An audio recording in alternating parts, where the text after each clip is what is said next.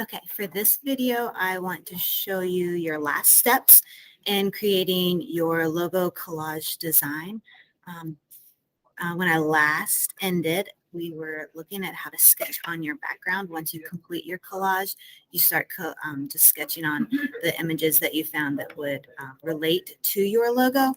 So my example here just shows like the stage from my favorite place to watch this band. It also shows one of the logos from this festival that I like to go to. And then if you look at the like diagonal lines coming in, that was kind of inspired by the stage lighting going across, how it creates that really cool line going through there.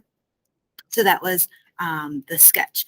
After that, you're going to color it in. But before I show you mine colored in, I want to go over the tracing a shape so that you can cut it out of a magazine page, because I feel like I rushed through that on the last one. So let me switch over to Elmo.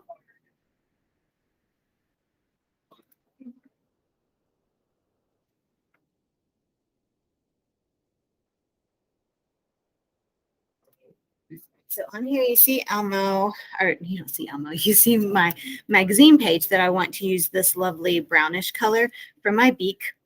And what I did was I took a small piece of tracing paper and I laid it on top of the beak that I need to cut out. And I trace it using a fancy pencil. Oh, look, here's a pencil. And I go all the way around the shape that I need. And then I have my tracing paper. And I can take that shape and lay it on top of my magazine page. If it's a small piece, I would recommend grabbing a piece of tape so that it doesn't move around on you too much.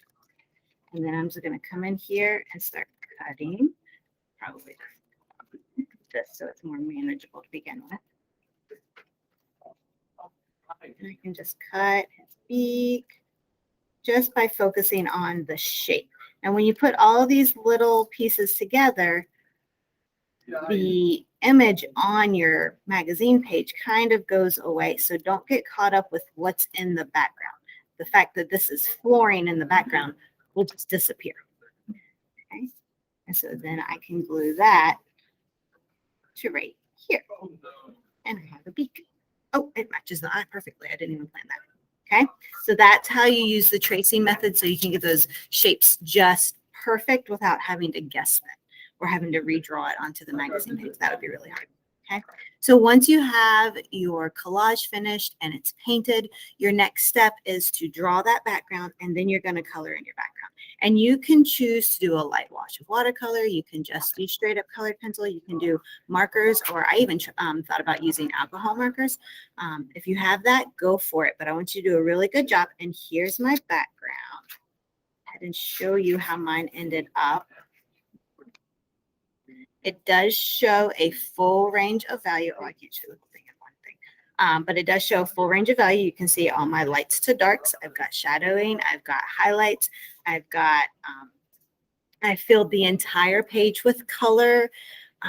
And I paid close attention to that background. I couldn't leave this white because that would be unfinished. So I went ahead and colored in all the background spaces using the layering method of colored pencils that we talked about earlier in the semester. And so it just creates this cohesive background that relates to my collaged image.